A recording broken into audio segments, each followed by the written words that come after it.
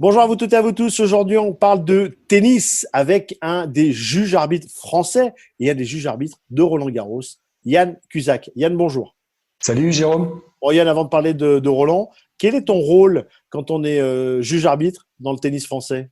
Alors dans l'arbitrage, dans le tennis, il y a plusieurs fonctions. Les juges de ligne, ceux qui sont autour du terrain, qui annoncent les balles bonnes et les balles fautes, ils peuvent être jusqu'à 9. 270 juges de ligne à Roland-Garros. Ensuite, il y a les arbitres de chaise, ceux qui dirigent les matchs, qui comptent les points sur la grande chaise. Ils sont une quarantaine professionnels. Ils viennent de tout le monde entier. Ça, je parle de Roland-Garros. Ça fait 310 juges de ligne et arbitres managés par un chef des arbitres. Ça, c'est la population des arbitres. Et puis, le responsable sportif du tournoi, c'est le juge arbitre, celui qui dit qui joue contre qui, à quelle heure, sur quel cours, avec quel arbitre, qui s'occupe des tirages au sort et des programmations, autrement dit. Et donc à Roland-Garros, il y a un juge arbitre principal et moi, je suis l'un de ses 3 adjoints. Tu es dans ton bureau à Roland-Garros, c'est ça?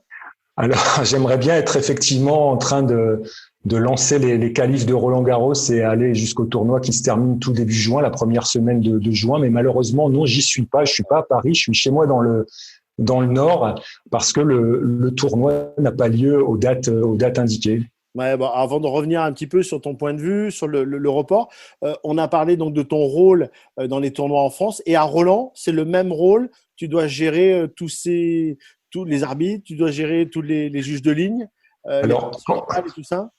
quand je vais tout seul sur une semaine de tournoi, j'ai toutes les responsabilités de juge arbitre, on dit aussi superviseur, donc la responsabilité sportive d'un tournoi. Et à Roland-Garros, comme il n'y a pas 32 joueurs, mais 128 joueurs, et 128 joueurs, et des doubles, et des légendes, et des juniors, et des tennis fauteuil, la responsabilité est celle du juge arbitre principal et qui délègue certaines choses à ses juges arbitres adjoints. Donc voilà, les responsabilités sont morcelées, mais globalement c'est le même principe: tirage au sort des tableaux, programmation des matchs, surveillance de la météo pour voir s'il va pleuvoir ou pas pleuvoir, reprogrammation des matchs, etc., etc.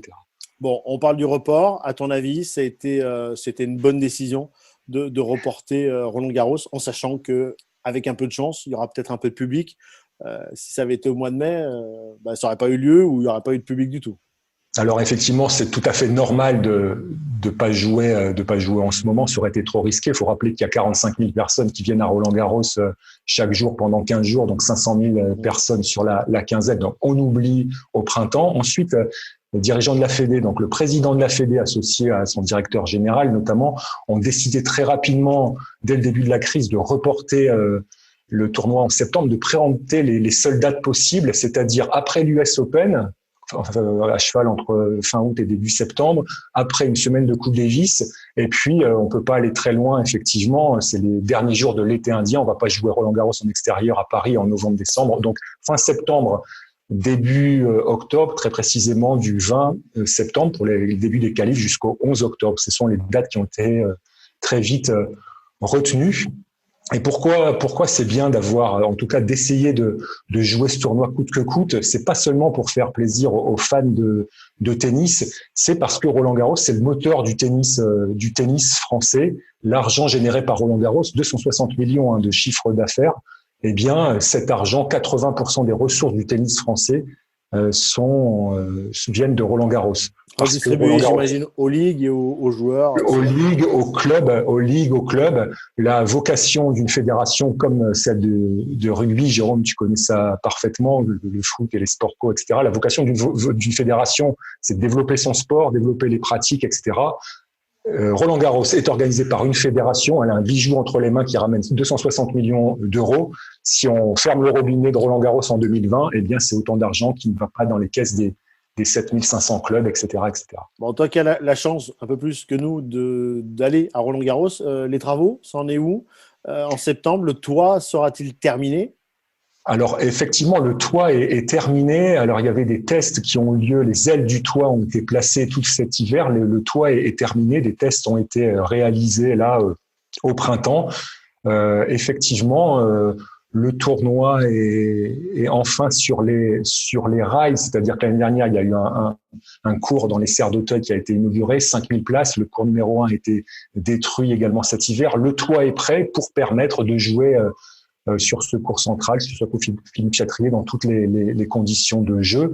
Et à terme, en session de nuit. Donc, on aura à l'avenir des matchs, au moins un match le soir à Roland-Garros. Avant de terminer, j'aurais aimé connaître ton. Alors, quand on est arbitre, les bons souvenirs, c'est bien, mais le pire des souvenirs. Alors, moi, j'ai eu la chance d'animer quelques tournois de tennis et il y a certains arbitres qui ne peuvent pas arbitrer certains joueurs ou joueuses. Est-ce que toi, tu as un pire souvenir et on terminera avec ton meilleur? Alors, tu l'as compris, je suis pas en prise directe Oui. avec le joueur A et le joueur B sur un terrain parce que je ne dirige pas directement un match. Je suis dans les coulisses, en programmation, etc.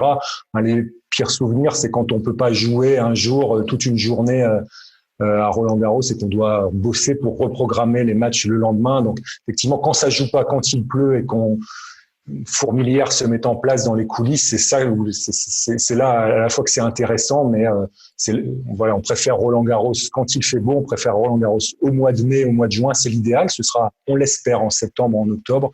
Voilà, j'espère que le plus mauvais souvenir sera pas le Roland-Garros 2020. On croise les doigts. Bon, et ton meilleur souvenir, mis à part qu'on a travaillé ensemble sur plein de tournois, c'est quoi ton meilleur souvenir, Yann?